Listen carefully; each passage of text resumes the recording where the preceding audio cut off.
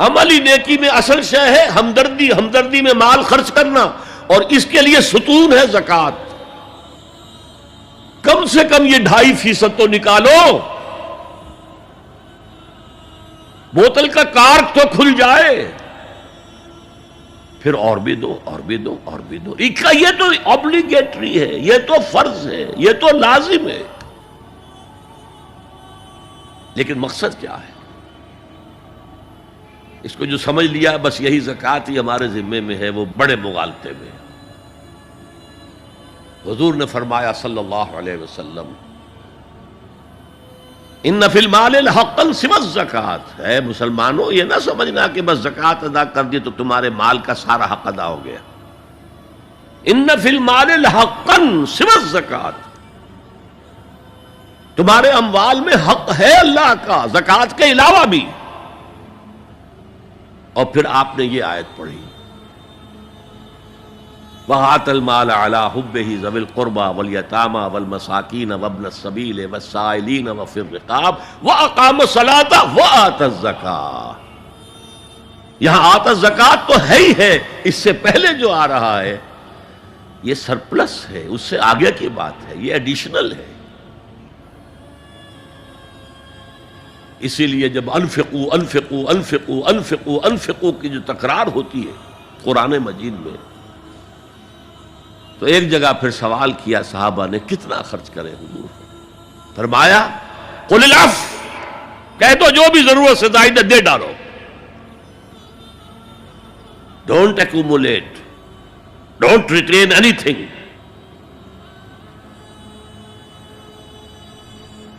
ایک بات آپ سے کہوں، آپ کچھ چونک جائیں گے، حضور نے کبھی زکوٰۃ دی؟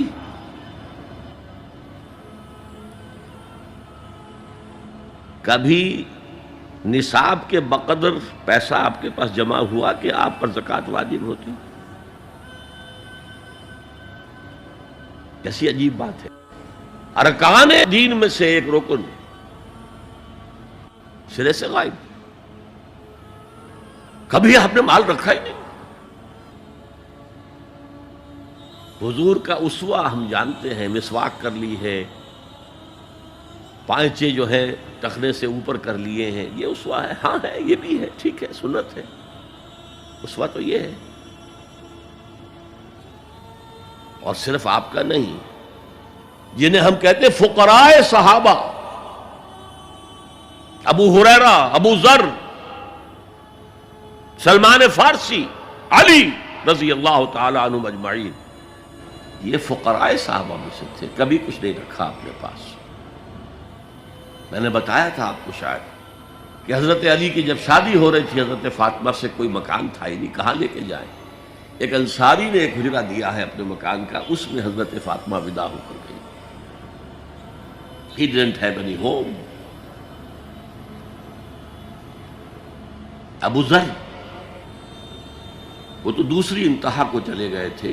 قانون یہی ہے، حلال سے کماؤ، اگر ایک حد سے آگے بڑھ جائے تو زکوٰۃ دے دو، باقی تمہارے اختیار میں ہے، دینا چاہو دو، نہ دینا چاہو رکھو اپنے پاس۔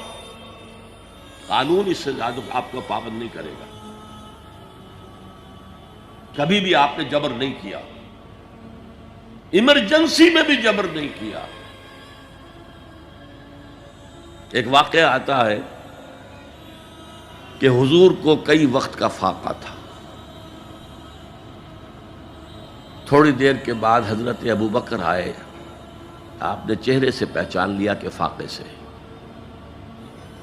پھر حضرت عمر آئے، پہچان لیا کہ فاقے سے۔ شاید حضور خود اپنے لیے نہ اٹھتے نہ جاتے، اپنے دونوں ساتھیوں کو لے کر ایک انصاری کے باغ میں پہنچ گئے۔ انصاری کی عید ہو گئی، فوراً لا کر اس نے کچھ کھجوریں، کچھ انگوروں کے گوشے رکھے۔ اس کے بعد وہ دوڑا چھری لے کر کسی جانور کو ذبح کرنے کے لیے۔ یہ ساری تفسیریں میں کیا بتا رہا ہوں، مال یہ نہیں تھا کہ مدینے میں سبھی فاقے سے تھے، موجود تھے جن کے پاس مال تھا، لیکن جبراً آپ نے کسی سے کچھ نہیں لیا۔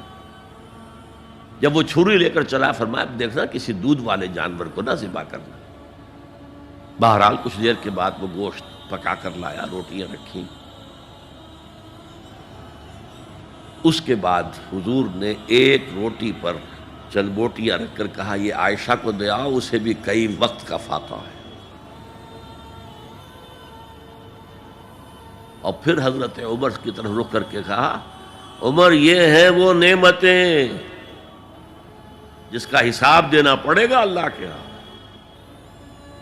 وَأَمَّا بِنِعْمَةِ رَبِّكَ فَحَدِّثْ، اور یہ جو فرمایا گیا الہاکم التکاثر میں نعمتوں کا حساب لیا جائے. وَلَتُسْأَلُنَّ يَوْمَئِذٍ عَنِ النَّعِيمِ، فرمایا یہ نعمتیں ہیں. تو یہ ہے اصل میں انفاق کا معاملہ. آپ کے اس پر چھوڑ دیا گیا ہے. جتنا بھی آپ میں جذبہ ہے، جتنا بھی آخرت کا یقین ہے، اتنا ہی آپ پسند کریں گے کہ آخرت کے بینک میں جمع کرائیں، یہاں کے بینکوں میں کیوں جمع کرائیں. یہاں کتنا دے دیں گے آپ کو؟ 10%، 20%. وہاں 700% ملتا ہے. 700% نہیں، 7,000، 700 گنا. Why to keep it in these banks؟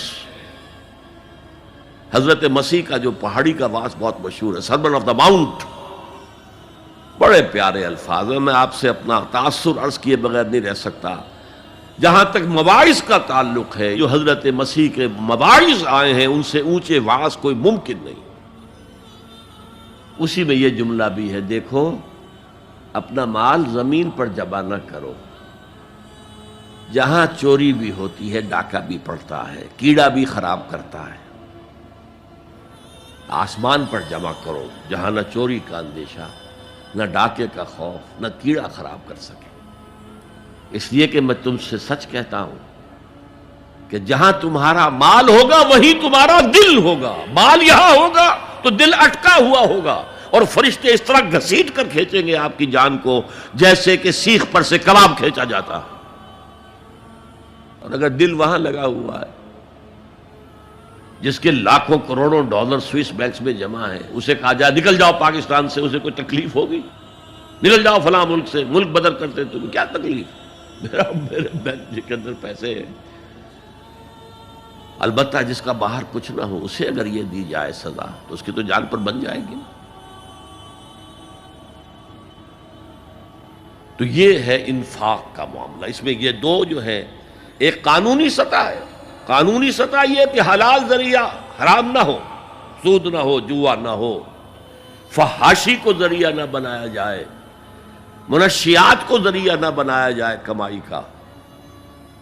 اور جو بھی آپ کے پاس ہے، آپ نصاب کی سطح کے اوپر آ گئے تو 2.5% زکوٰۃ دے دو.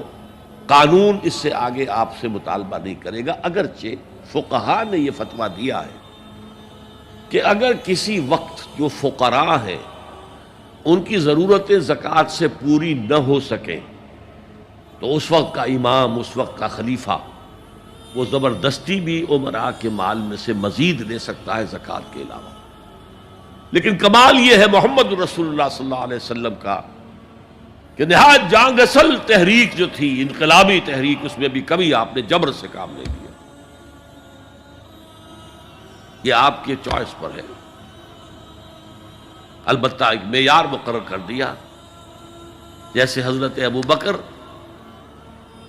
غزوہ تبوک کے موقع پر سب کچھ لے آئے تھے گھر میں جھاڑو پھینک کر. عام حالات میں یہ نہیں. ایک شخص آئے، صحابی انصاری، میں اپنا سب کچھ اللہ کی راہ میں دینا چاہتا ہوں. فرمایا نہیں، تم چاہتے ہو کہ اپنے ورثاء کو غریب اور فقیر بنا کر جاؤ؟ اس نے کہا اچھا میں آدھا دے. نہیں، آدھا بھی بہت ہے. فرمایا تہائی دیتا ہوں. فرمایا ہاں تہائی کافی ہے. وَالثُّلُثُ کثیر، اور ثلث بھی بہت ہے. اور یہی قانون ہے وراثت کا. آپ ثلث سے زیادہ، 1/3 سے زیادہ کی وصیت نہیں کر سکتے. 2/3 مال جو ہے کم سے کم وہ صرف قانون وراثت کے مطابق تقسیم ہو، اور کسی وارث کے لیے وصیت نہیں کر سکتے. ایک بیٹے کو اس کا حصہ بھی مل جائے اور پھر مزید جو ہے وصیت نہیں. وارث کے لیے لا وصیت لوارث.